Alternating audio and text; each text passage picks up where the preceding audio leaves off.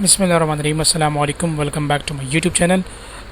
आज की इस वीडियो में हम नर्वस सिस्टम के हवाले से बात करेंगे। एक तवील लेक्चर है और कोशिश करेंगे कि इसको जल्द से जल्द और बिल्कुल कंसाइज तरीके से इस चैप्टर को वाइंड अप करें। देखिए, नर्वस सिस्टम की अगर हम बात करें तो जनरली नर्वस सिस्टम 2 kg इसका वेट है और तकरीबन 3% of the total body weight, यानी बॉडी वेट के हिसाब से 100 में से 3% वेट जो होता है ये नर्वस सिस्टम को होता है। और बॉडी के जितने भी 11 सिस्टम हो गए, जैसे कि रिस्पिरेटरी सिस्टम है, हेपेटोबाइलरी सिस्टम है, इंटीग्यूमेंट्री सिस्टम है, लिम्फेटिक सिस्टम, कार्डियोवास्कुलर सिस्टम, इस तरह के टोटल 11 सिस्टम में से सबसे कॉम्प्लेक्स और इम्पोर्टेंट स्ट्रक्चरल वाइज और फंक्शनल वाइज जो है नर्वस सिस्टम ही इम्पोर्टेंट स्ट्रक्चर होता है। नर्वस सिस्टम जो ये बॉडी के तमाम फंक्शंस को कंट्रोल करता है और कोऑर्डिनेट में रखता है। ठीक है जी।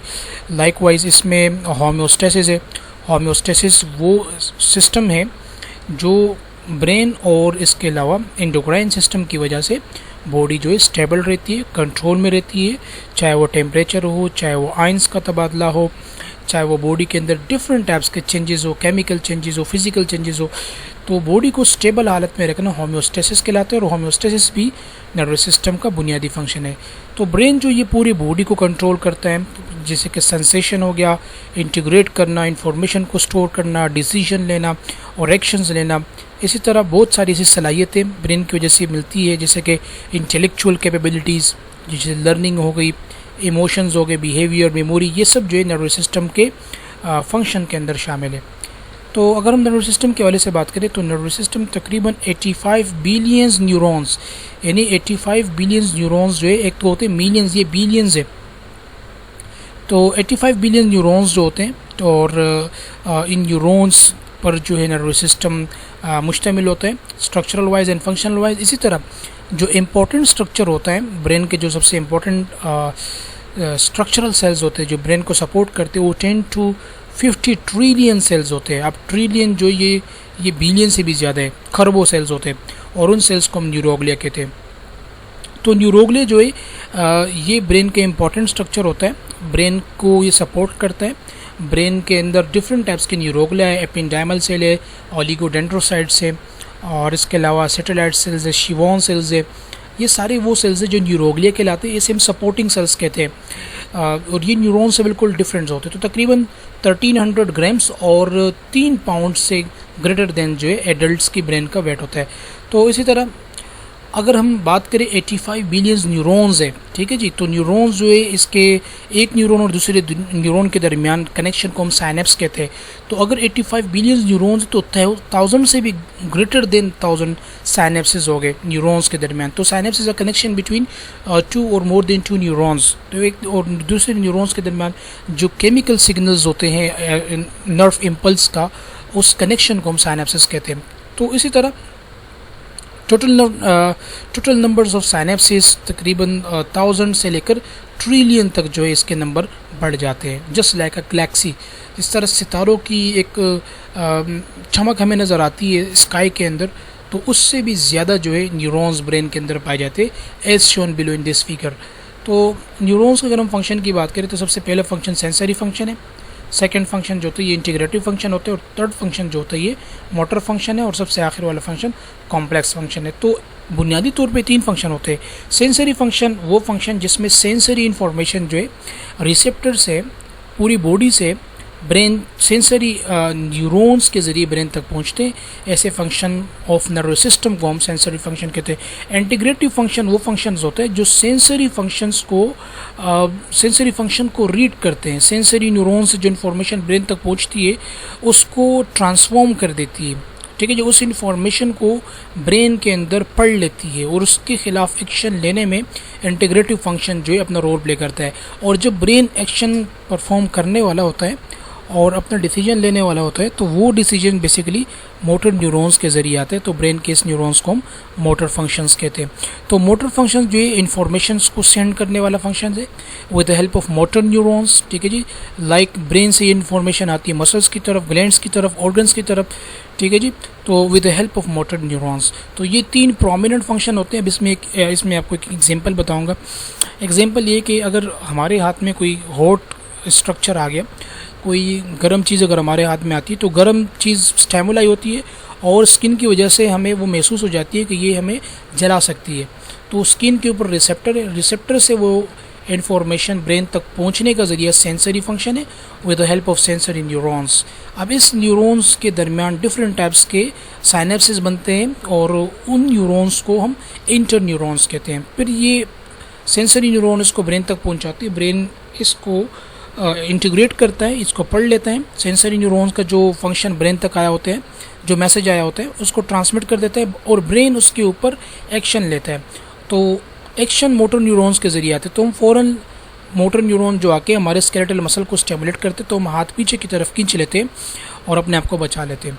तो ये 3 इंपॉर्टेंट और सबसे मोर इम्पॉर्टेंट और प्रोमिनेंट फंक्शंस होते हैं नर्वस सिस्टम का। कॉम्प्लेक्स फंक्शन जो है इसके अंदर इमोशंस है, बिहेवियर्स है, मेमोरीज है, परसेप्शंस है, आइडियाज़ है, स्पीच प्रोसेस है, जिसको हम 1 बाय 1 डिस्कस करेंगे।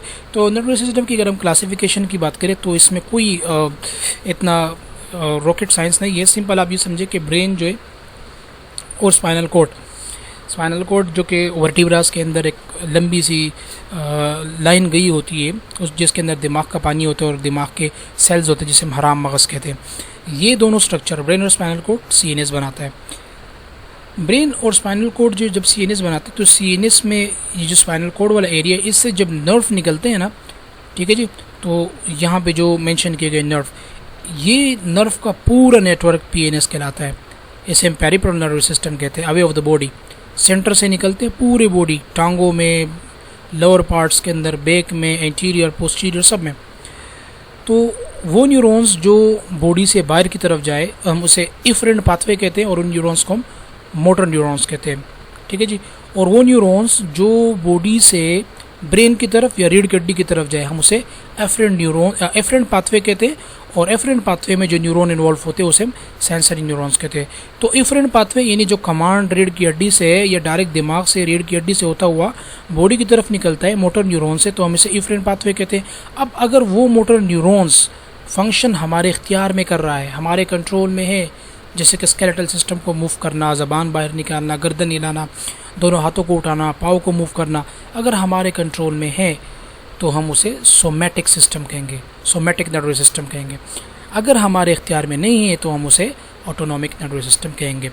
जैसे कि आंतों की मूवमेंट, एसोफेगस की मूवमेंट, स्टमक की मूवमेंट, बोलना, रिस्पायरेटरी मूवमेंट, ठीक है, बोलना इसमें शामिल नहीं है, रिस्पायरेटरी, लंग्स की मूवमेंट, डायफ्राम की मूवमेंट, इंटेस्टाइन की मूवमेंट, इसी तरह दिल की धड़कन, ब्लड प्रेशर, ये सब हमारे इख्तियार में नहीं है। तो ये वाला सिस्टम कहलाते हैं ऑटोनॉमिक नर्वस सिस्टम, हमारे इख्तियार में नहीं है, दैट्स वाई इनवॉलंटरी। अब फिर इसके अंदर 2 इंपॉर्टेंट डिवीजन है, एक पैरासिम्पैथेटिक नर्वस सिस्टम है, दूसरा सिंपैथेटिक नर्वस सिस्टम है, और तीसरा वाला जो एंटेरिक नर्वस सिस्टम है जिसको मैं आखिर में समझाऊंगा। पैरासिम्पैथेटिक नर्वस सिस्टम रेस्ट और डाइजेस्ट कंडीशन कहलाती है। अब पैरासिम्पैथेटिक नर्वस सिस्टम वो न्यूरॉन्स है जो सीएनएस के स्पाइनल कोड से निकलते हैं, लेकिन अब ये हमारे इख्तियार में नहीं है, इसलिए हम इसे ऑटोनॉमिक नर्वस सिस्टम कहते हैं। और इस डिवीजन को, जिसमें बॉडी रेस्ट में रहती है, डाइजेस्ट में रहती है, आंतों की मूवमेंट नॉर्मल होती है, सांस की रफ्तार भी नॉर्मल होती है, मुंह के अंदर स्लाइवेशन होती है, दिल की धड़कन नॉर्मल रहती है, ब्लड प्रेशर नॉर्मल रहती है, बिल्कुल ठंडे रहते हैं, ये पैरासिम्पैथेटिक नर्वस सिस्टम कहलाते हैं, ऑटोनॉमिक नर्वस सिस्टम की डिवीजन है। अब इसमें डिफरेंट टाइप्स के न्यूरॉन्स इन्वॉल्व होते हैं, ठीक है जी। मोटर न्यूरॉन्स है, जाहिर सी बात है, एक न्यूरॉन और दूसरे न्यूरॉन के दरमियान साइनेप्स बनता है, तो उन साइनेप्स के लिए न्यूरोट्रांसमीटर्स चाहिए जो एक न्यूरॉन का मैसेज दूसरे न्यूरॉन तक पहुंचाए। डेफिनेटली पैरासिम्पैथेटिक नर्वस सिस्टम के न्यूरोट्रांसमीटर्स को हम एसिटाइल कोलिन कहते हैं। इसी तरह पैरासिम्पैथेटिक नर्वस सिस्टम के जो नर्व होते हैं स्केलेटल मसल पे एक्ट करते हैं और हार्ट के ऊपर एक्ट करते हैं। तो स्केलेटल मसल्स में पैरासिम्पैथेटिक नर्वस सिस्टम के जो नर्व होते हैं उनके लिए रिसेप्टर को हम निकोटिनिक रिसेप्टर कहते हैं। हार्ट के अंदर जो उसके रिसेप्टर होते हैं उसको मस्कुरेनिक रिसेप्टर कहते हैं, ठीक है, जो होपफुली समझ में आया होगा।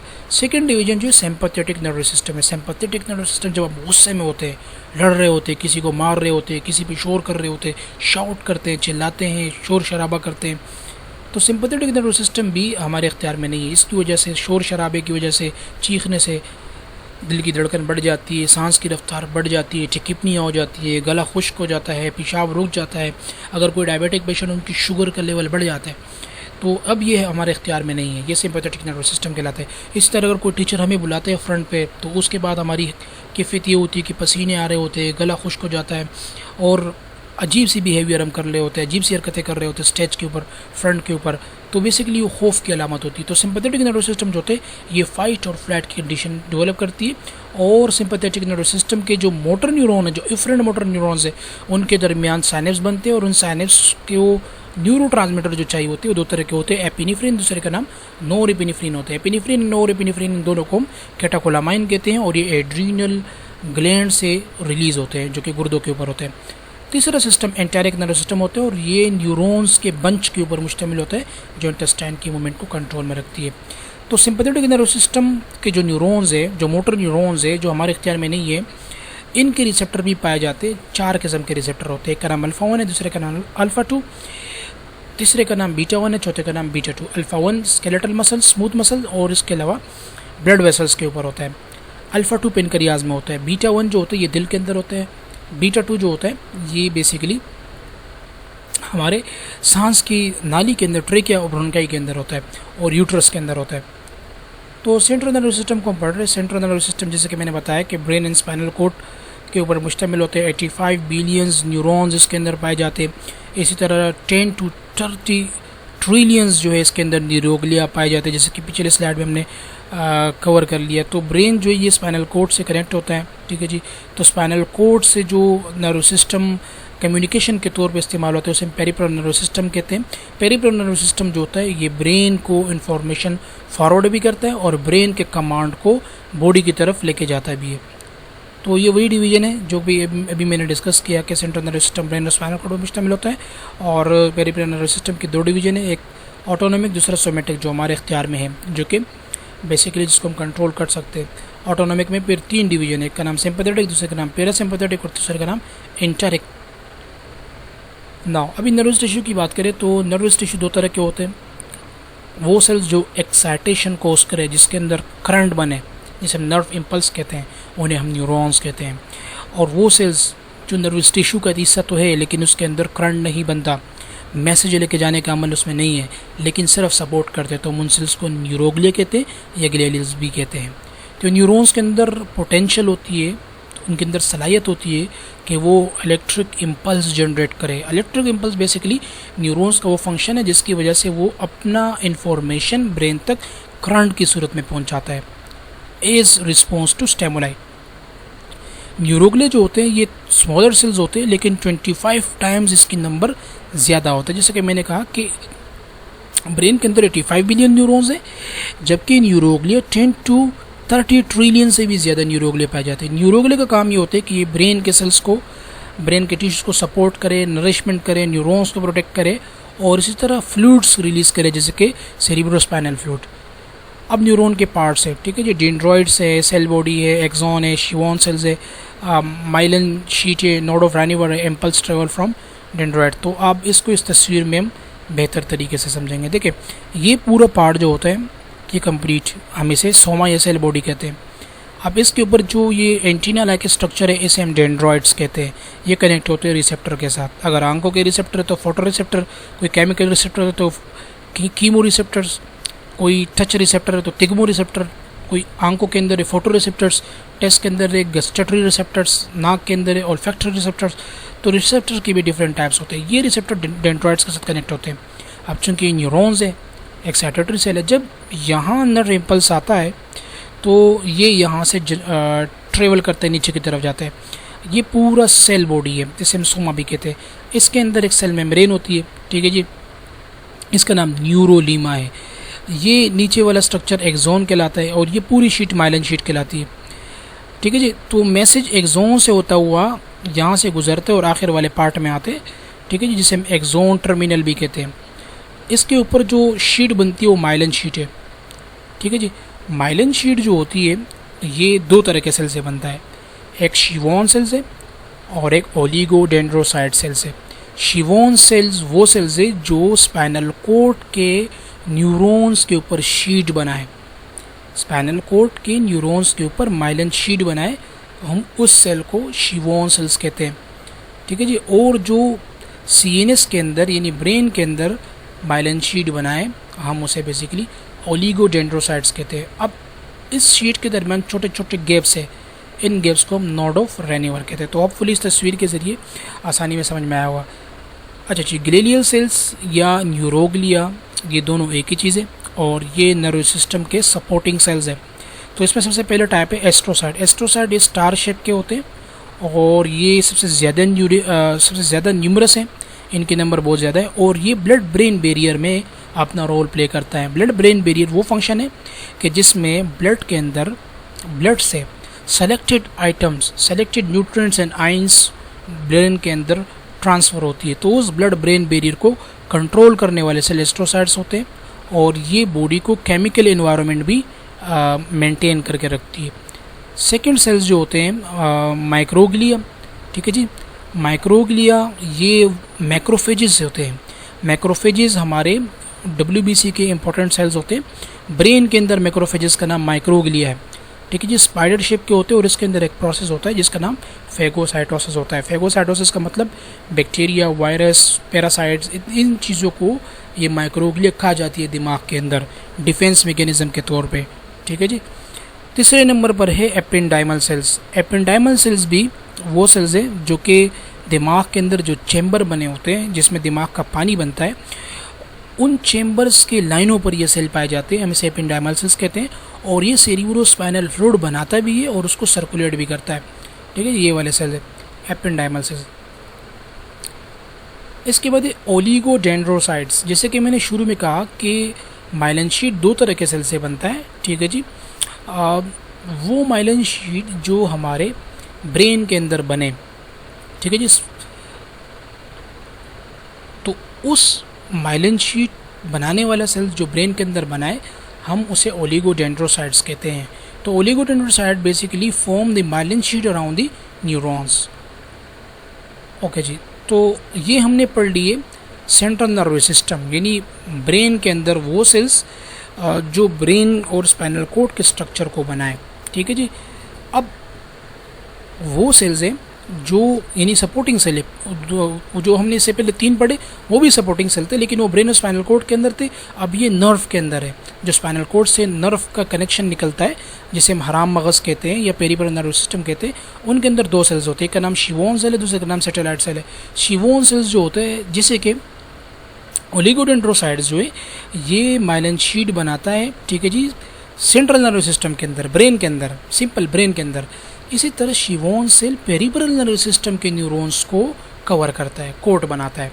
बस फ़र्क इतना याद रखें कि ओलिगोडेंड्रोसाइट्स जो होता है ये ब्रेन स्पाइनल कॉर्ड के अंदर न्यूरॉन्स को बनाता है, जबकि न्यूरॉन्स के ऊपर माइलिन शीट बनाता है, जबकि शिवोन सेल्स जो होती है पेरिफेरल नर्व सिस्टम यानी वो ब्रेन का स्ट्रक्चर जो न्यूरॉन्स पर मुश्तमिल तो हो लेकिन वो बॉडी के अंदर नर्व की सूरत में मौजूद हो, जैसे कि ऑटोनॉमिक है और सोमैटिक। ऑटोनॉमिक है उसके अंदर फिर सिंपैथेटिक है और पैरासिम्पैथेटिक है और इंटेरिक है। उन न्यूरॉन्स के ऊपर अगर जो शीट चढ़ाने वाले सेल्स हो तो उसका नाम शिवोन सेल्स है। दूसरे नंबर पर है सैटेलाइट सेल्स। सैटेलाइट सेल्स जो होते हैं ये न्यूरॉन्स के दरमियान, न्यूरॉन के सेल बॉडी के दरमियान मटीरियल्स जैसे कि न्यूट्रिएंट्स हो गए, आयंस हो गए, इनके एक्सचेंज में अपना रोल प्ले करते हैं। तो टोटल हमने 5 सेल पढ़े, 5 में से 2 सेल शिवोन सेल और सैटेलाइट सेल ये पेरिफेरल नर्व सिस्टम के हैं और 3 सेल जैसे कि हमने ओलिगोडेंड्रोसाइट, एपेंडाइमल, माइक्रोग्लिया और एस्ट्रोसाइट। तो एस्ट्रोसाइट, माइक्रोग्लिया, एपेंडाइमल और ओलिगो ये चारों सेल बेसिकली CNS के हैं और ये आखिर में जो 2 सेल्स है ये PNS के। नाउ अभी हम मेनिंजीज के बारे में बात करेंगे। मेनिंजीज जो है ये प्रोटेक्टिव कवरिंग मेम्ब्रेन होते हैं जिसने पूरे ब्रेन और स्पाइनल कॉर्ड को जेली की सूरत में कवर किया होता है। इसके 3 लेयर होते हैं, ड्यूरामीटर, अरेक्नॉइड मीटर और पायामीटर। ड्यूरामीटर ये सबसे बैरूनी जेली होती है, इसके दरमियान वाली जेली को अरेक्नॉइड मीटर कहते हैं और इसके सबसे अंदर वाली लेयर को हम पायामीटर कहते हैं। अरेक्नॉइड मीटर के दरमियान दिमाग का पानी होता है जिसे हम सेरिब्रोस्पाइनल फ्लूइड कहते हैं। अच्छा जी, इंपॉर्टेंट चीज़, इसके सूजने को हम मेनिंजाइटिस कहते हैं और मेनिंजाइटिस बैक्टीरिया और वायरल इन्फेक्शन में होता है, बच्चों के अंदर कॉमन होता है। ओके जी, नाउ अभी हम वेंट्रिकल्स की बात करेंगे, चेम्बर्स की बात करेंगे। दिमाग के अंदर जो चेम्बर्स होते हैं 4 तरह के चेम्बर्स होते हैं, ठीक है जी। और ये चेम्बर, इन चेम्बर में से जो 2 चेम्बर्स होते हैं वो सेरिब्रल हेमिस्फीयर के दरमियान पाए जाते हैं। दिमाग के 2 बड़े पार्ट्स होते हैं, ये वाला पार्ट और ये वाला पार्ट। एक को हम राइट सेरिब्रल हेमिस्फीयर कहते हैं, दूसरे को हम लेफ्ट सेरिब्रल हेमिस्फीयर कहते हैं। वेंट्रिकल्स के अंदर एक स्पेशल स्ट्रक्चर होता है जो एपिंडाइमल सेल पर बना होता है, जिससे हम कोरोइड प्लेक्सिस कहते हैं। वो कोरोइड प्लेक्सिस डेली बेसिस पे सेरिब्रोस्पाइनल फ्लूइड बनाता है। सेरिब्रोस्पाइनल फ्लूइड्स स्टोर होते हैं चैम्बर्स में, वेंट्रिकल्स में, जो टोटल 4 है। लेटरल यानी साइडों वाले 2 हैं, सेंटर वाला 1 है जिसे हम थर्ड वेंट्रिकल कहते हैं। सबसे आखिर वाला जो होता है वो चौथा वेंट्रिकल है, ठीक है जी। इनके दरमियान एक कनेक्शन होता है जिसे हम इंट्रावेंट्रिकुलर फोरामिन कहते हैं, और इसके अलावा सेरिब्रो एडिक्वेट कहते हैं। तो इस फिगर को हम थोड़ा सा इनलार्ज करने की कोशिश करेंगे, लेकिन इसके ऊपर लेबलिंग हो चुकी है। ओके जी, तो ये साइड से हम शो कर रहे हैं इसको। ओके, ये वाला पूरा चेम्बर जो है ये लेटरल चेम्बर है। एक साइड पर भी होते हैं, दूसरे साइड पर भी होते हैं, एक सेंटर पर होते हैं और एक सबसे आखिरी वाला यहाँ पर होते हैं, हैंड ब्रेन के दरमियान होते हैं, यानी पिछले दिमाग के दरमियान होता है। तो नेक्स्ट फिगर में हम इसको मज़ीद थोड़ा सा विजुअलाइज करते हैं। ओके जी, तो यहाँ पर आप देख सकते हैं ये दोनों साइडों वाले चेम्बर लेटरल वेंट्रिकल्स कहलाते हैं। इनके दरमियान जो कैनाल बनता है इसे हम इंट्रावेंट्रिकुलर फोरामिन कहते हैं, और ये वाला एरिया जो होता है ये थर्ड वेंट्रिकल्स होता है, ठीक है जी। इसी तरह ये आखिरी वाला एरिया जो होता है ये फोर्थ वेंट्रिकल होता है, और इसके दरमियान जो डक्ट होता है इसे हम एक्वेडक्ट ऑफ मिड ब्रेन कहते हैं। और ये इसी तरह दिमाग का पानी नीचे रीढ़ की हड्डी की तरफ जाता है। मोस्टली मेनिंजाइटिस को डायग्नोस करने के लिए दिमाग के पानी को रीढ़ की हड्डी के अंदर इंजेक्शन डालते हैं लंबर एरिया में, और उसमें स्पाइनल कॉर्ड से उस फ्लूइड को निकालते हैं, हम इसे लंबर पंक्चर कहते हैं। तो सेरिब्रो स्पाइनल फ्लूइड जो है इसकी स्ट्रक्चर की बात करें तो बिल्कुल क्लियर होते हैं, कलरलेस है, लिक्विड होते हैं, मोस्टली वाटर के ऊपर मुश्तमिल होते हैं, ब्रेन को प्रोटेक्ट करता है, स्पाइनल कॉर्ड को भी प्रोटेक्ट करता है from 2 types of injury, number 1 chemical और number 2 physical. Chemical like shock absorber के तौर पे काम करते हैं, बर्न से बचाते हैं, ट्रॉमा से बचाते हैं, इलेक्ट्रिक बर्न से। फिजिकल सर के ऊपर चोट लगती है तो उससे ब्रेन के इंटरनल स्ट्रक्चर को प्रोटेक्ट करके रखती है। CSF जो होता है ये कोरोइड प्लेक्सिस के अंदर बनता है, जैसे कि मैंने बताया कि वेंट्रिकल्स के अंदर एक नेटवर्क होता है जो कि एपिंडाइमल सेल पर मुश्तमिल होते हैं, और इसकी वजह से कलरलेस फ्लूइड निकलता है जिसे हम CSF कहते हैं। तो इस स्ट्रक्चर का नाम कोरोइड प्लेक्सिस होते हैं। अब इसके अंदर सेरिब्रो स्पाइनल फ्लूइड में ऑक्सीजन भी होता है, ग्लूकोज भी होते हैं, और भी बहुत सारे बायोकेमिकल स्ट्रक्चर होते हैं। तो CSF जो है टोटल इसकी वॉल्यूम तकरीबन 80 to 150 ml एडल्ट्स के अंदर इसकी वॉल्यूम होती है। सब अराक्नोइड स्पेस के अंदर भी पाए जाते हैं, और 3 to 5 OZ को यूनिट्स है, इस यूनिट्स को इसमें मेंशन किया गया है। तो ml की सूरत में इसको याद रखना है। तो अगर हम CSF की कंपोजिशन की बात करें तो उसमें water, glucose, protein, nitrogen substances, nitrogen जैसे कि protein, amino acid, fatty acids, electrolytes में जैसे कि सोडियम, कैल्शियम क्लोराइड, ये सारे चीज़ें, कुछ सेल्स भी पाए जाते हैं।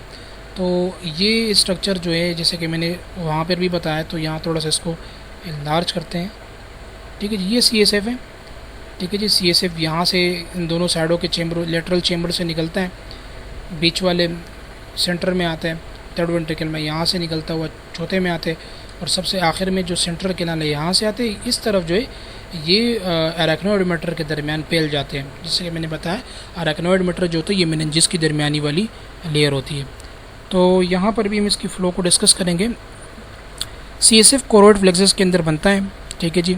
और जैसे कि राइट और लेफ़्ट वेंट्रिकल के अंदर होते हैं। अल्ट्रा फिल्ट्रेशन और एक्टिव सिक्रीशन की मदद से ये फ्लूइड राइट और लेफ़्ट लेटरल वेंट्रिकल से होता हुआ थर्ड वेंट्रिकल में आते हैं, फिर चौथे वेंट्रिकल में आते हैं, फिर ये ब्रेन के सब अराक्नोइड स्पेसेस में चले जाते हैं, और ब्रेन के अंदर जितनी भी छोटी छोटी साइनसेस है, छोटी छोटी कैविटी है, वहाँ पे ये फ्लूइड एक्यूमुलेट हो जाता है। तो CSF का फंक्शन ये ब्रेन के सेल्स को, स्पाइनल कॉर्ड को सपोर्ट करता है, प्रोटेक्ट करता है from 2 types of injury, physical और इसके अलावा केमिकल। इसी तरह ये प्रेशर को मेंटेन रखते हैं ब्रेन के अंदर, ब्रेन और स्पाइनल कॉर्ड को मॉइस्ट रखता है, न्यूट्रिशनल सपोर्ट देता है ब्रेन को, और वेस्ट प्रोडक्ट को बॉडी से रिमूव करता है। ओके जी। मेनिंजीज जो है ये कनेक्टिव टिश्यूज़ से बने होते हैं, स्पाइनल मेनिंजीज और इसके अलावा क्रेनियल मेनिंजीज। तो जो क्रेनियम यानी ब्रेन बॉक्स यानी खोपड़ी के अंदर जो जेली है दिमाग की उसे हम क्रेनियल मेनिंजीज कहते हैं, और जो रीढ़ की हड्डी के अंदर जो जेली है उसे हम स्पाइनल मेनिंजीज कहते हैं। तो 3 स्पाइनल मेनिंजीज जो है ये इसकी जो ड्यूरामीटर है ये डेंस इरेगुलर कनेक्टिव टिश्यू से बना होता है। इसकी जो मिडल मेनिंजीज लेयर्स है, ये बेसिकली हम इसे जैसे कि मिडल वाला एयर है जिसे हम एरेक्नोइड मैटर कहते हैं, ये ए वास्कुलर एरिया से बना होता है, यानी इसके अंदर ब्लड वेसल्स नहीं होते। और जो सबसे अंदर वाली लेयर है जिसे हम पायामीटर कहते हैं, तो ये पायामीटर जो होता है ये ट्रांसपेरेंट कनेक्टिव टिश्यू से बना होता है। तो यहाँ पर इसकी आपको हिस्टोलॉजी समझा रहे, टिश्यू समझा रहे कि जो सबसे बाहर वाली लेयर है जिसका नाम ड्यूरामीटर है, ये डेंस इरेगुलर कनेक्टिव टिश्यू से बना होता है। जो एरेक्नोइड मैटर होता है, एरेक्नोइड मैटर जो बेसिकली ये वास्कुलर कवरिंग है। और सबसे अंदर वाली लेयर जो होती है पायामीटर, ये pia mater basically transparent connective tissue से बना होता है। तो ये तीन चीज़ें याद रखना है। ओके जी, अब यहाँ पे इस स्ट्रक्चर को मैं थोड़ा सा एनलार्ज करने की कोशिश करूँगा। देखिए ये वाला पार्ट जो है ये छोटी सी मेनिंजीज को यहाँ पे एक्सप्लेन की गई है, तो मैं तस्वीर थोड़ा सा एनलार्ज, ओके जी, थोड़ा और इसको एनलार्ज करते हैं। अब देखिए ये दिमाग का एक छोटा सा जेली, इसको बड़ा किया गया है। अब इसमें गौर से देखिए, दिमाग यानी खोपड़ी की हड्डी है, ठीक है जी, बोन ऑफ स्कल। इसके अंदर वाली लेयर जो ड्यूरामीटर के ऊपर वाली ऊपर वाला स्ट्रक्चर है, इसे हम एपिड्यूरल स्पेस कहते हैं। वो स्पेस जो खोपड़ी की हड्डी और मेनिंजीज की पहली लेयर जिसका नाम ड्यूरामीटर है, इसके दरमियान जो खाली स्पेस है इसका नाम एपिड्यूरल स्पेस है, मोस्ट इंपॉर्टेंट। इसी तरह ड्यूरामीटर के बाद अंदर वाली लेयर का नाम एरेक्नोइड मैटर है, DAP डेप, ड्यूरामीटर, एरेक्नोइड मैटर और पायामीटर। ड्यूरामीटर और एरेक्नोइड मैटर के दरमियान जो स्मॉल स्पेस है इसका नाम सब ड्यूरल स्पेस है। सब का मतलब बिलो, AP का मतलब अपॉन, ड्यूरल का मतलब ड्यूरामीटर, ठीक है जी। तो एपिड्यूरल मतलब ड्यूरामीटर के ऊपर वाला हिस्सा, सब ड्यूरल का मतलब ड्यूरामीटर का नीचे वाला हिस्सा। इसी तरह ये पूरी लेयर जो होती है ये सब अरेक्नोइड स्पेस है, ठीक है जी। ये स्पेस अरेक्नोइड मैटर और पायामीटर जो दिमाग की जेली है इसके दरमियान पाई जाती है, ठीक है जी। तो होपफुली कि ये चीज़ समझ में आई होगी। ओके जी, यहाँ पे भी इसको समझाया गया है। मेनिंजीज स्पेसेस, एपिड्यूरल स्पेसेस जो है ये ड्यूरामीटर के ऊपर वाले स्पेस को कहते हैं, जो खोपड़ी की हड्डी और ड्यूरामीटर के ऊपर के दरमियान छोटी सी स्पेस है उसे हम एपिड्यूरल स्पेस कहते हैं। सब ड्यूरल स्पेस का मतलब ड्यूरामीटर और अरेक्नोइड मीटर के दरमियान जो स्पेस है हम उसे सब ड्यूरल कहते हैं। सब अरेक्नोइड स्पेस का मतलब ये है कि अरेक्नोइड और पायामीटर के दरमियान जो स्पेस है जिसके अंदर सेरिब्रो स्पाइनल फ्लूइड भी होता है, हम उसे बेसिकली सब अरेक्नोइड स्पेस कहते हैं। तो अभी हम ब्रेन के हवाले से बात करेंगे। ब्रेन की डिफरेंट पार्ट्स है, ठीक है जी। इसको इंशाल्लाह इंडिविजुअली वन बाय वन पढ़ेंगे।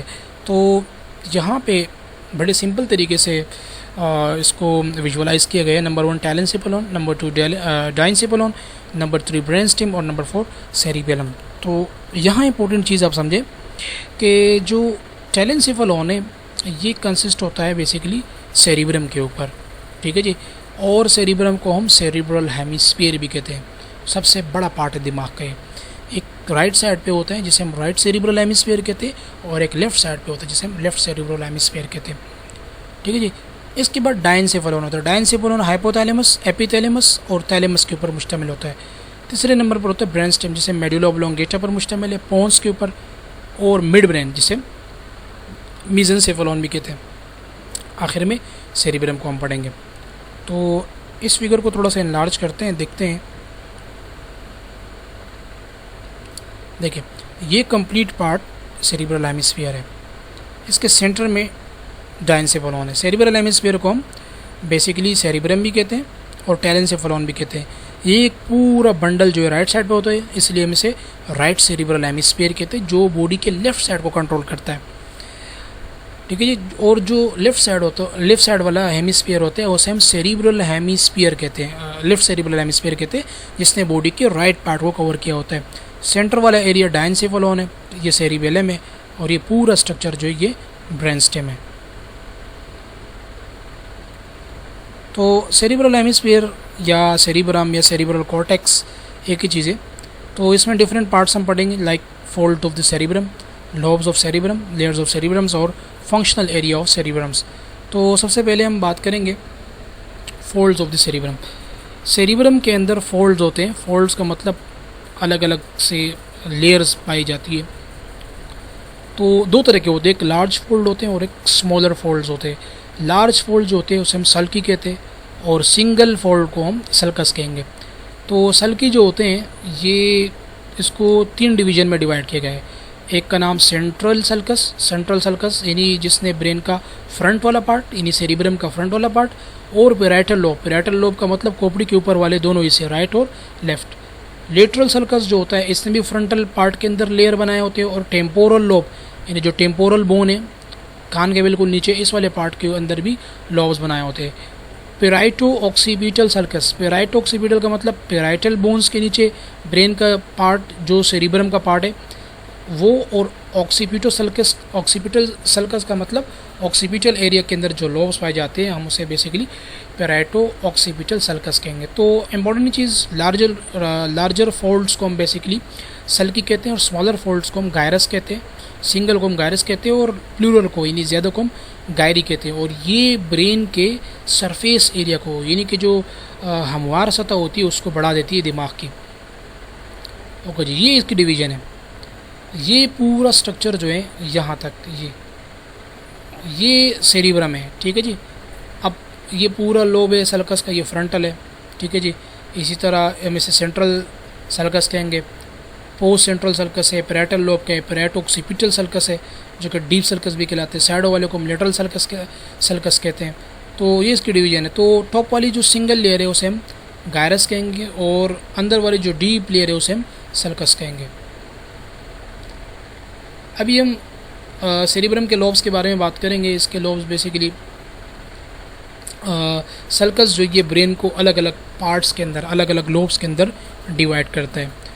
तो सेरिब्रम के जो सरफेस लॉब्स है उसमें एक पार्ट का नाम फ्रंटल लोब है, सामने वाले माथे वाला हिस्सा है। पैराइटल लोब खोपड़ी के ऊपर वाले हिस्से, ऑक्सीपिटल लोब खोपड़ी के बिल्कुल पिछले वाला हिस्सा है, टेम्पोरल लोब कान के बिल्कुल नीचे वाले दोनों साइडों पे, राइट और left temporal lobes. Now cerebrum के अगर हम लेयर की बात करें तो इसमें सबसे पहले मैटर का नाम है ग्रे मैटर। ग्रे मैटर जो होता है ये आउटर लेयर होती है ब्रेन की, जहाँ पे तस्वीर में आप देखें, ठीक है जी, कहाँ है ये ग्रे मैटर है, ठीक है जी, ग्रे कलर का है। तो ये सबसे बाहर वाली लेयर है, इसे हम बेसिकली ग्रे मैटर कहेंगे, और ये न्यूरॉन्स के सेल बॉडी के ऊपर मुश्तमिल होता है, ठीक है जी। इसी तरह वाइट मैटर जो होता है ये नर्व फाइबर्स के ऊपर मुश्तमिल होता है, ठीक है जी। नर्व फाइबर्स इसे हम यहाँ मुश्तमिल होते हैं, ये ग्रे मैटर बनाते हैं, और ये दिमाग का सबसे अंदर वाला हिस्सा होता है। इसके अंदर एक कनेक्शन होता है जिसका नाम कॉर्पस कैलोसम है। इसने राइट और लेफ्ट सेरिब्रल हेमिस्फीयर को ज्वाइन करके रखा होता है, कनेक्ट किया होता है। ओके जी, सेरिब्रम के अगर हम फंक्शनल एरियाज़ की बात करें, यानी क्या क्या फंक्शन है सेरिब्रम के, तो इसमें सबसे पहले एरिया है सेंसरी एरिया। सेंसरी वही जैसे कि मैंने शुरू में बताया कि ब्रेन के 3 फंक्शन है, एक सेंसरी, दूसरा इंटीग्रेशन, और तीसरा जो है मोटर यानी एक्शन। तो सेंसरी पूरा एरिया जो है हमारे सोमेटिक सेंसरी पार्ट्स जो होते हैं, यानी स्केलेटल मसल्स और बॉडी के अंदर मूवमेंट, आइज़ की मूवमेंट, ब्लिंकिंग्स, खुशबू, बदबू, टेस्ट, ज़बान का निकलना अंदर की तरफ, बाहर की तरफ, स्लावरी ग्लैंड का यानी स्लावा को अंदर की तरफ निकलना, ये सब जो है सेंसरी एरियाज़ हैं। इसी तरह हम गर्मी को महसूस करते हैं, सर्दी को महसूस करते हैं, धूप की शिद्दत को महसूस करते हैं, आग की शिद्दत को महसूस करते हैं। ये पूरा एरिया जो ये सेरिब्रम का है। तो मैं सिंपल आपको ये समझाऊंगा कि सेंसरी एरिया को आप बेसिकली 5 एरिया के अंदर डिवाइड करें, ठीक है जी। 5 सेंस के अंदर विजुअल एरिया यानी आइज़ का फंक्शन, ऑडिटरी एरियाज़ यानी कान के ज़रिए सुनने वाला फंक्शन, ऑल्फैक्टरी एरिया यानी ऑल्फैक्टरी का मतलब sense of smell, taste area का मतलब यानी जो जायका हमें ज़बान के ज़रिए आता है। तो ये यहाँ पर तो 4 सेंस है, लेकिन 5वां सेंस मैं अपनी तरफ से बता रहा हूँ टेक्टाइल, ठीक है जी। बॉडी के अंदर 5 सेंस होते हैं ना, तो 4 तो यहाँ पे डिफ़ाइन किए गए। 4 में विजुअल का मतलब आंखों का सेंस, ऑडिटरी का मतलब कान का सेंस, ऑल्फैक्टरी का मतलब नाक का सेंस, टेस्ट का मतलब ज़बान का सेंस, 5वां जो ये मूवमेंट का है जिसे हम टेक्टाइल सेंस कहते हैं। सेकंड फंक्शन इसका मोटर एरिया है। मोटर एरिया जो प्राइमरी मोटर एरिया है, ठीक है जी, इससे इम्पल्सेस निकलते हैं स्केलेटल मसल्स की तरफ। इसी तरह ब्रोसास एरिया, ये मोस्ट इम्पॉर्टेंट है सेरिब्रम का। मोटर एरिया के अंदर ब्रोसास एरिया होता है, और इसकी वजह से हम स्पीच करते हैं, इसकी वजह से हम स्पीकिंग करते हैं, बोल पाते हैं। इसके बाद 3rd नंबर पर है interpretation areas of cerebrum. Wernicke's area वो एरिया है जिसमें हम डिफरेंट टाइप्स के स्पीच लैंग्वेजेस और डिफरेंट टाइप्स की जो है हम वर्ड्स वगैरह वोकैबलरीज वगैरह different languages at the time उसको हम स्टोर करते हैं। ये एरिया जो होता है वर्निक्स एरिया होता है। इसी तरह प्रीफ्रंटल कॉर्टेक्स जो होता है ये हमारे कॉम्प्लेक्स प्रॉब्लम ज़िंदगी के जो दुश्वार फैसले होते हैं, सख्त लम्हे होते हैं, कठिन के मरहले होते हैं और जजमेंट हो गया, इसके अलावा इंटेलिजेंट क्वेश्चन जिसे हम कहते हैं IQ इंटेलिजेंट क्वेश्चन, ये प्रीफ्रंटल कॉर्टेक्स से अराइज होता है। इसी तरह हमारी mood, planning of the future, judgement, information और तमाम दिमाग के अंदर सलाहियतें, ये सब प्रीफ्रंटल कॉर्टेक्स के अंदर होता है। जनरल इंटरप्रिटेशन एरियाज़ जो है ये डिफरेंट टाइप्स के इम्पल्सेस रिसीव करते हैं। तो ये ओवरऑल सेरेब्रम का फंक्शन है और सेरेब्रम के अंदर हमने बहुत सारी चीज़ें पढ़ी। नाउ अब ब्रेन का दूसरा पार्ट है जिसका नाम डायनसेफेलॉन है। डायनसेफेलॉन बेसिकली सेरेब्रल हेमिस्फीयर के अंदर ही होता है, यानी सराउंडेड बाय सेरेब्रल हेमिस्फीयर। इसके 3 पार्ट्स होते हैं, एक का नाम थैलेमस है, दूसरे का नाम हाइपोथैलेमस और तीसरे का नाम एपिथैलेमस है। थैलेमस जो होती है 85% ऑफ द डायनसेफेलॉन का हिस्सा है, यानी सबसे प्रोमिनेंट और मेजर पार्ट जो है डायनसेफेलॉन का वो थैलेमस है। थैलेमस रिले स्टेशन होता है। रिले स्टेशन का मतलब जो सेंसरी इम्पल्सेस ब्रेन तक पहुंचते, सेंसरी एरिया तक पहुंचते थोड़ी देर के लिए, बिल्कुल माइक्रो से भी बहुत माइक्रो सेकेंड ये थैलेमस के अंदर रुक जाते हैं। थैलेमस जो ये रिले स्टेशन कहलाते हैं most of the sensory impulses के लिए, ठीक है जी। और यहाँ पे थोड़ी देर के लिए रुक जाते हैं नर्व इम्पल्सेस और उसके बाद target areas of the brain तक वो नर्व इम्पल्स पहुँच जाते हैं। हाइपोथैलेमस जो है थैलेमस के बिल्कुल निचले वाला हिस्सा है, डायनसेफेलॉन का एक छोटा सा टुकड़ा है और थैलेमस के बिल्कुल नीचे है। ये बॉडी के तमाम एक्टिविटीज़ को कंट्रोल करता है, स्पेशली ये पिट्यूटरी ग्लैंड को कंट्रोल करता है। इससे रिलीजिंग और इनहिबिटिंग हार्मोन निकलते हैं जो pituitary gland, the master gland को भी अपने कंट्रोल में रखता है। इसी तरह ये 2 किस्म के हार्मोन भी बनाते हैं, एंटी डायूरेटिक हार्मोन और ऑक्सीटोसिन हार्मोन, और इसको पिट्यूटरी ग्लैंड के पोस्टीरियर पार्ट के अंदर स्टोर करके रखता है। हाइपोथैलेमस से जो नर्व इम्पल्स हमारे पिट्यूटरी ग्लैंड तक पहुंचते हैं वो न्यूरोसेक्रेटरी सेल्स के ज़रिए पहुंचते हैं। इसी तरह हाइपोथैलेमस को थर्मोस्टेट ऑफ द बॉडी भी कहते हैं। ये बॉडी के टेम्परेचर को मेंटेन रखने में हेल्पफुल साबित होती है, जिसे हम थर्मो रेगुलेशन कहते हैं, टेम्परेचर का रेगुलेट होना। तो वही चीज़ें ऑटोनॉमिक नर्व सिस्टम के तौर पे ये हमारे ऑटोनॉमिक नर्व सिस्टम को कंट्रोल रखता है, ठीक है जी। लाइक स्मूथ मसल्स के अंदर कॉन्ट्रैक्शन करना, कार्डिक मसल्स, ग्लैंड्स वगैरह, इसमें भी हाइपोथैलेमस का रोल होता है। मुख्तलिफ़ किस्म के हार्मोन जैसे रिलीज़ होते हैं, जैसे कि मैंने बताया ऑक्सीटोसिन, और इसके अलावा एंटी डायूरेटिक हार्मोन्स और ये पिट्यूटरी ग्लैंड के अंदर स्टोर हो जाते हैं, ठीक है जी। इसी तरह ये पिट्यूटरी ग्लैंड के इंटीरियर पार्ट को भी कंट्रोल में रखता है। हमारे इमोशनल्स और बिहेवियरल पैटर्न को भी ये कंट्रोल में रखता है। प्लेजरेबल एक्टिविटीज़, सेक्सुअल अराउजल, इसमें भी हाइपोथैलेमस का छोटा सा रोल है। इसी तरह ईटिंग और ड्रिंकिंग, यहाँ से एंटी डायूरेटिक हार्मोन रिलीज़ होता है और एंटी डायूरेटिक हार्मोन जो प्यास के अमल को बढ़ा देता है। इसी तरह ये पिट्यूटरी ग्लैंड के ज़रिए ग्रोथ हार्मोन खारिज कराता है, उसकी वजह से हमें भूख लगती है, बॉडी के टेम्परेचर को कंट्रोल रखता है। और इसके अलावा सर्काडियन रिदम, इंपॉर्टेंट चीज़, सर्काडियन रिदम का मतलब ये होता है बेसिकली ये तो सबसे प्रोमिनेंट फंक्शन जो है ये पीनियल ग्लैंड के ज़रिए होता है, लेकिन हाइपोथैलेमस में भी इसका अपना एक रोल है। सर्काडियन रिदम्स का मतलब हमारे लिविंग बींग का 24 आवर का पैटर्न होता है। जिस तरह परिंदे शाम के बाद अपने अपने घोंसलों की तरफ मूव हो जाते हैं तो हम इसे सर्काडियन रिदम कहते हैं और बायोलॉजिकल रिदम भी कहते हैं। इसी तरह इंसान भी जब रात का टाइम होता है तो सोने लग जाते हैं और सुबह का टाइम जागने का टाइम होता है, तो स्लीप और अवेक साइकिल को, यानी सोने और उठने का जो साइकिल होता है, हम इसे सर्काडियन रिदम कहते हैं। या वो साइकिल जो 24 आवर के अंदर कंप्लीट हो और फिर दोबारा रिपीट हो, हम उसे सर्काडियन रिदम और बायोलॉजिकल रिदम कहते हैं। ये भी हाइपोथैलेमस का प्रोमिनेंट रोल होता है। इस तरह एपिथैलेमस ये थैलेमस के ऊपर वाला हिस्सा होता है छोटा सा, और इसके अंदर पीनियल ग्लैंड भी होता है। पीनियल ग्लैंड जो होता है ये एंडोक्राइन सिस्टम के तौर पे काम करता है, क्योंकि इसके अंदर इससे मेलाटोनिन रिलीज़ होता है। मेलाटोनिन एक बहुत ही ज़बरदस्त हार्मोन है, और जब ये रात की तारीकी जैसे ही तारीकी छाती है तो तब जाके मेलाटोनिन रिलीज़ होते हैं और हमें गनूदगी वाली कैफियत तारी हो जाती है और विद गॉड ब्लेसिंग हम सो जाते हैं। तो ये मेलाटोनिन की ही फंक्शन है, और मेलाटोनिन जो है ये पीनियल ग्लैंड से रिलीज़ होता है, और pineal gland is a part of epithalamus. Third है ब्रेन स्टेम। ब्रेन स्टेम की अगर हम बात करें तो ब्रेन स्टेम के अंदर मिड ब्रेन, पोन्स और मेडुला ऑब्लोंगेटा होता है। ओके जी, ये पोन्स है, मेडुला ऑब्लोंगेटा है, और ये पूरा एरिया जो है ये वाला कंप्लीट ये बेसिकली मिड ब्रेन है। तो मिड ब्रेन के अंदर इम्पोर्टेंट चीज़ें सब्सटेंशिया निग्रा, ये 2 इम्पोर्टेंट न्यूक्लियाइज है, एक सब्सटेंशिया निग्रा है, दूसरे का नाम रेड न्यूक्लियाई है। सब्सटेंशिया निग्रा जो होता है ये पिगमेंटेड न्यूक्लियाइज के ऊपर मुश्तमिल होता है, यानी वो सेल्स जो डार्क न्यूक्लियस वाले सेल हो मिड ब्रेन के सेंटर में पाए जाएं, ठीक है जी। यहाँ से न्यूरॉन्स निकलते हैं, ठीक है जी, और ये सेल्स जो हैं डोपामीन रिलीज़ करते हैं। डोपामीन लव हार्मोन भी है, एक्साइटेशन भी इससे मिलती है, जज्बा भी इससे मिलता है, और हम जाग भी रहे होते हैं इससे। इसी तरह ये हमारे सबकॉन्शियस मसल एक्टिविटीज़ को भी कंट्रोल में रखता है, लेकिन ये स्केलेटल मसल्स को भी कंट्रोल में रखता है, बोन के मूवमेंट को भी कंट्रोल में रखता है, और हमें एक प्रॉपर शेप देते हैं चलने और फिरने के दौरान। लेकिन उम्र के साथ साथ सब्सटेंशिया निग्रा डिक्लाइन हो जाती है, तो उम्र के हिसाब से सब्सटेंशिया निग्रा से डोपामीन बनना स्टॉप हो जाता है, तो उसकी वजह से जिस्म के पार्ट्स कांपने लगते हैं, हाथ, गर्दन, टांगे। हम इस बीमारी को पार्किंसन डिजीज़ कहते हैं।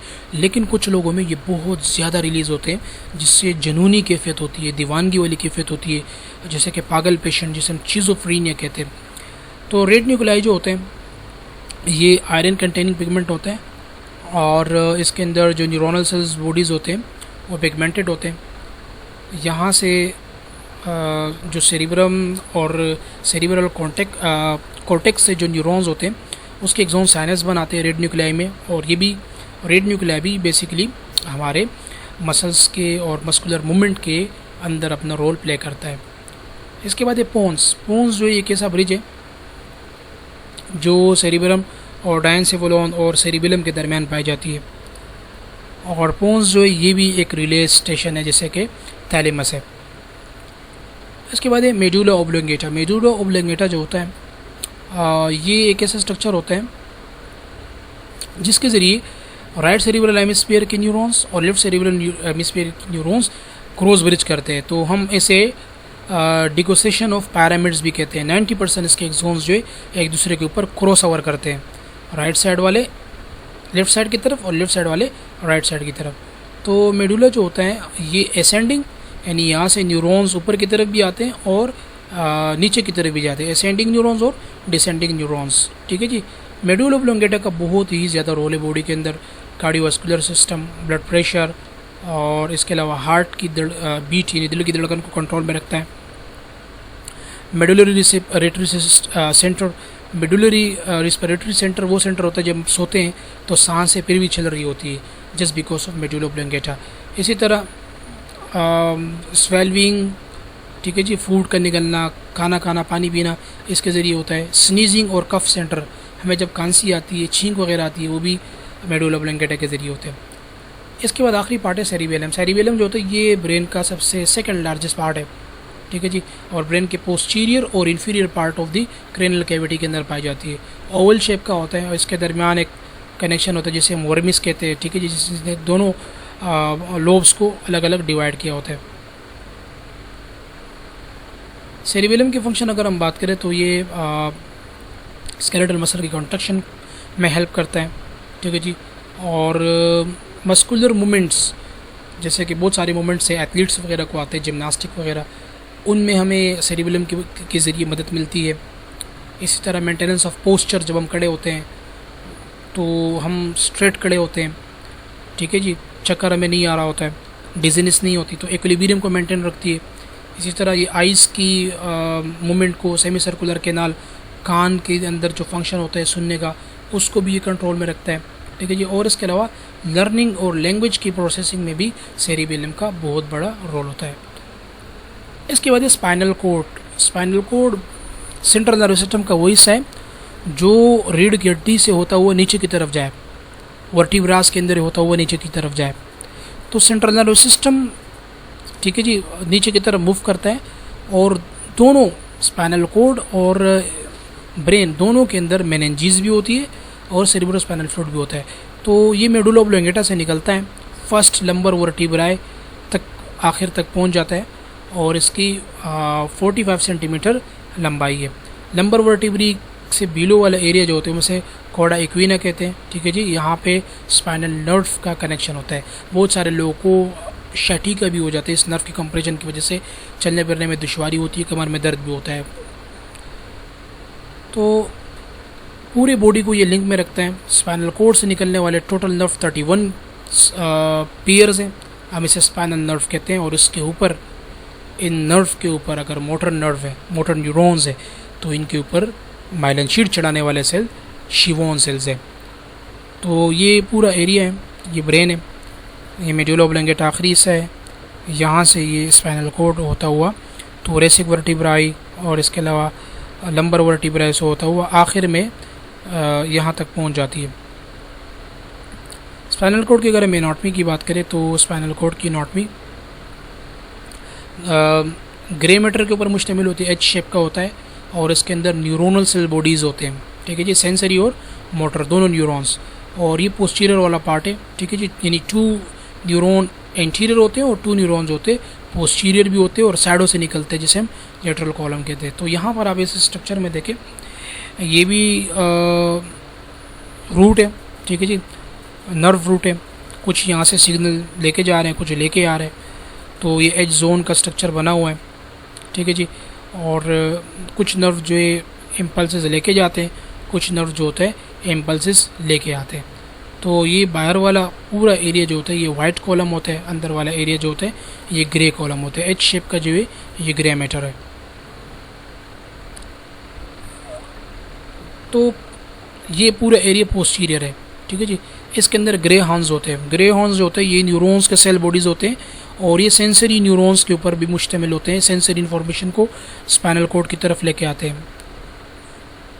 ओके जी, तो एंटीरियर ग्रे हॉर्न्स जो होते हैं, एंटीरियर यानी सामने वाला जो ग्रे हॉर्न्स होता है, ठीक है जी, ये वाला एंटीरियर, ये एंटीरियर है, इसे एंटीरियर गैंगलियंस भी कहते हैं।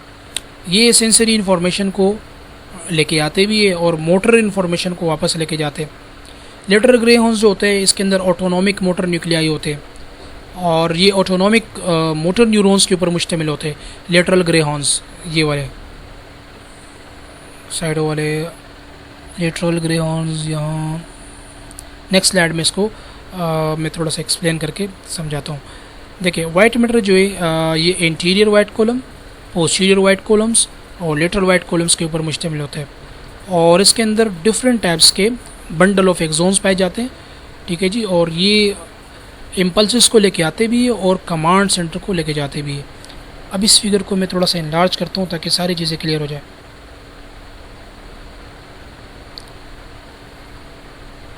देखिए, अब ये तो अंडरस्टूड सी बात है कि ये ग्रे मैटर है, एच शेप का जो हॉर्न बना हुआ है ये ग्रे मैटर है। ये पूरा जो एरिया है ये वाइट मैटर है। यहाँ से आप देखिए ये स्किन है, स्किन से ये सेंसरी इन्फॉर्मेशन जा रहा है स्पाइनल कोड की तरफ। ठीक है जी, तो ये सेंसरी न्यूरॉन्स है, ये यहाँ पे आते हैं, नंबर 1, नंबर 2 यहाँ पे आते हैं। अब इसको ऊपर ब्रेन तक लेके जाना है तो ये सेंसरी असेंडिंग ट्रैक कहलाएगा।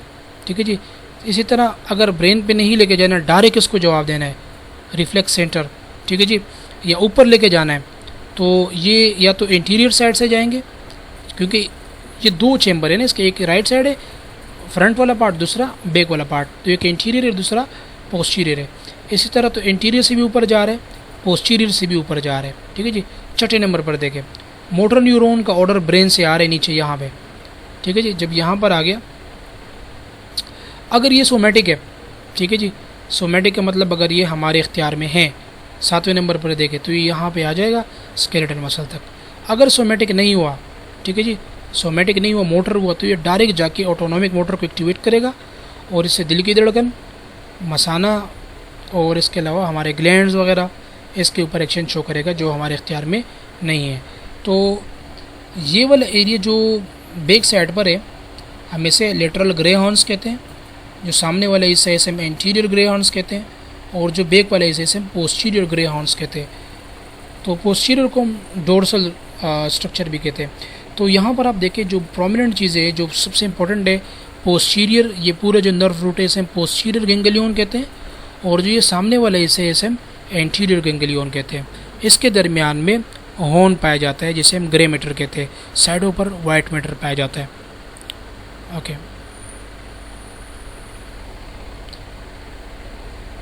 स्पाइनल कॉर्ड की अगर हम फिजियोलॉजी की बात करें तो सेंसरी और मोटर ट्रैक, सेंसरी और मोटर ट्रैक का मतलब ये है कि ये सेंसरी इम्पल्सिस को स्पाइनल कॉर्ड की तरफ लेके आते हैं with the help of spinal nerve.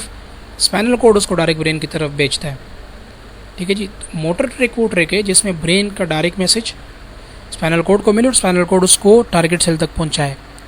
अगर वो हमारे इख्तियार में हो तो वो बेसिकली सोमैटिक होगा, अगर हमारे इख्तियार में नहीं हुआ तो ऑटोनॉमिक होगा। फिर उसमें ऑटोनॉमिक अगर वो फाइट और फ्लाइट में जा रहे हैं तो सिंपैथेटिक होगा, और अगर रेस्ट और डाइजेस्ट में जा रहे हैं तो पैरासिम्पैथेटिक नर्वस सिस्टम का फंक्शन होगा। इसी तरह रिफ्लेक्स और रिफ्लेक्स आर्क्स, इंपॉर्टेंट चीज़ ये है कि जैसे कि मैंने आपको बताया कि यहाँ पर आप गौर से देखें, मोस्टली हमें कोई करंट लगती है स्किन के ऊपर या अचानक प्रिक इंजरी होती है, हम फ़ौरन पीछे हट जाते हैं, फ़ौरन पाँव पकड़ लेते, हाथ पकड़ लेते, ये मैसेज डायरेक्ट चला जाते हैं स्पाइनल कॉर्ड में। और रेड से आप देखें यहाँ पे ग्रीन से डायरेक्ट मैसेज आते हैं ऑटोनॉमिक में, हम फ़ौरन अपने हाथ को पीछे की तरफ खींच लेते हैं।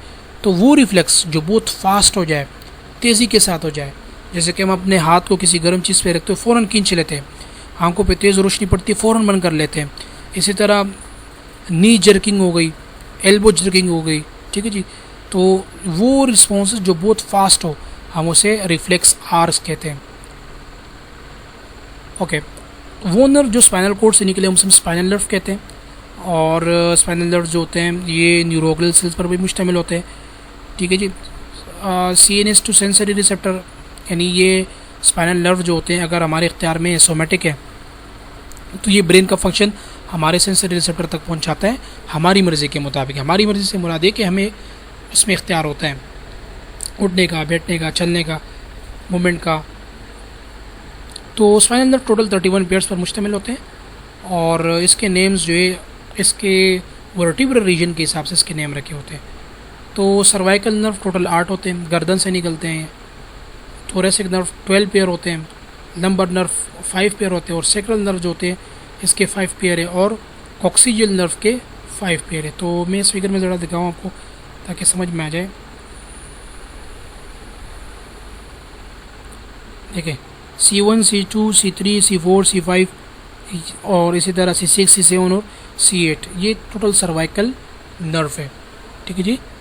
इसमें मूवमेंट भी है, इसमें बहुत सारे फंक्शन है, अलग अलग नर्व के अलग अलग फंक्शन है। थोरेसिक नर्व जो थोरेसिक कैविटी से निकलते हैं, T1, T2, यानी ये टोटल 12 रिब्स होते हैं, तो 12 थोरेसिक नर्व भी होते हैं, इसको याद रखें। इस तरह फिर लंबर रीजन है, हर एक के अलग अलग फंक्शन है। ओके जी। क्रेनियल नर्व जो होते हैं इसमें सेंसरी नर्व भी होते हैं, मोटर नर्व भी होते हैं, ठीक है जी, और मिक्स टाइप के नर्व भी होते हैं। क्रेनियल नर्व वो नर्व है जो डायरेक्ट ब्रेन से निकलते हैं, डायरेक्ट क्रेनियम यानी ब्रेन बॉक्स से निकलते हैं, ठीक है जी। तो इसके 12 पेयर होते हैं।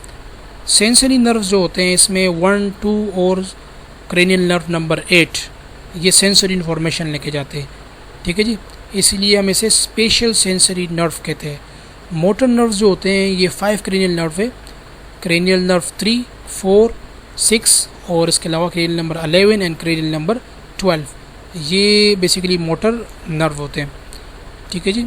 ये ब्रेन से निकलते हैं और टारगेट सेल तक पहुंचते हैं। रिमेनिंग जैसे कि नर्व नंबर 5, नर्व नंबर 7, 9 और 10 ये मिक्स नर्व होते हैं, इसमें मोटर भी है, इसमें सेंसरी भी है। तो क्रेनियल नर्व का अगर हम स्ट्रक्चर देखें, इसकी ओरिजिन देखें, ये बेसिकली डायरेक्ट ब्रेन से निकलते हैं, ठीक है जी। ये ऑल्फैक्टरी हो गया, ऑप्टिक हो गया, ऑक्यूलर मोटर हो गया, ट्रोकुलर हो गया, ट्राइजेमिनल, एब्डोसेंट, फेशियल, ऑडिटरी। तो इसके डिफरेंट नेम्स और फंक्शन है। ओके जी। यहाँ देखिए इसमें नंबर 1 पे ऑल्फैक्टरी का काम सेंस ऑफ स्मेल से होता है, ऑप्टिक का काम साइड से होता है। नर्व नंबर 3 इसका नाम ऑक्यूलो मोटर है, आइज़ और प्यूपिल की मूवमेंट में ये रोल प्ले करता है। नर्व नंबर 4 ट्रोकुलर नर्व है, ये आइज़ के मसल्स को पुल करता है, खींचता है, मूव करता है जस्ट लाइक एब्डोसेंस। इसी तरह ट्राइजेमिनल नर्व है, ये फेस की सेंसेशन में हेल्प करता है, फेस के ऊपर जब कोई चीज़ बैठती है तो हमें महसूस होता है। इसी तरह क्रेनियल नंबर 6 जिसका नाम एब्डोसेंस है, ये भी आंखों के मसल्स के ऊपर अपना एक्शन शो करता है जस्ट लाइक ट्रोकुलर, ठीक है जी। ऑक्यूलोमोटर अंदर वाले स्ट्रक्चर को मूव करेगा आंखों का, ट्रोकुलर जो होता है ये आइज़ को मूव करेगा अपने सॉकेट बोन के अंदर ही, और इसके अलावा एब्डोसेंस जो होता है ये मसल्स के ज़रिए आंखों को मूव करेगा। क्रेनियल नर्व में बेसिकली जो 7 नंबर का नर्व है उसका नाम फेशियल है, ये फेस को मूव करेगा और इसकी वजह से सलाइवेशन होगी। क्रेनियल नंबर 8 में वेस्टिब्यूलो कोकुलर है। वेस्टिब्यूलो कोकुलर का मतलब हेयरिंग एंड बैलेंस, इसका ताल्लुक जो है सुनने से है और बैलेंस रखने से। अक्सर एक कान बंद हो जाती है तो सर बारी बारी से रहता है क्योंकि उससे बैलेंस आउट हो जाता है। इसी तरह नर्व नंबर 9 ग्लोसोफेरिंजल्स है। ग्लोसोफेरिंजल ग्लोसरी से निकला जिसे हम टेस्ट कहते हैं, ज़बान कहते हैं, और फेरेंजल का मतलब होते हैं फेरेंक्स जिसको जैसे हम निगलते हैं। तो क्रेनियल नंबर 8 जो है ग्लोसोफेरिंजल्स है, टेस्ट और स्वाइलो के साथ ताल्लुक है। क्रेनियल नंबर 10 वेगस है, ये हार्ट की रेट को, डाइजेशन को और इसके अलावा भूख लगाने वाले हार्मोन्स को खारिज करते हैं। क्रेनियल नंबर 11 एक्सेसरी है। एक्सेसरी का मतलब ये होता है सपोर्टिंग है, ये सर गर्दन को घुमाने में हेल्प करती है। और क्रेनियल नंबर 12 जो होते हैं ये हाइपोग्लोसस, ये ज़बान को घुमाने में हेल्प करती है। तो ये इसकी निमोनिक है ओ, ठीक है। To touch and feel very green vegetables ah, तो ओ के नाम से 3 है, टी के नाम से 2 है, एंड फील वेरी एफ और वी के नाम से 3 है, ग्रीन वेजिटेबल आ जी के नाम से 1 है, वी के नाम से 1 है और ए के नाम से एच है। तो यहाँ पे आप देख सकते हो olfactory O, optic O, oculomotor O, trochlear 2, trigeminal touch, abducens and, facial feel, vestibulocochlear very, glossopharyngeal green, vagus mean vegetables, accessory mean ah और हाइपोग्लोसल आ। तो ये इसका सिंपल निमोनिक है, like O to touch and feel very green vegetable ah, इसके नाम से अब इसको इस निमोनिक को स्टोर करें। तो होपफुली कि ये तवील लेक्चर आप सबको समझ में आया होगा। इंशाल्लाह कोशिश कर रहे हैं जहाँ मुमकिन हो एग्ज़ाम के हवाले से आप लोग की मदद करेंगे। अब तक के लिए इजाज़त दीजिए। Thank you very much.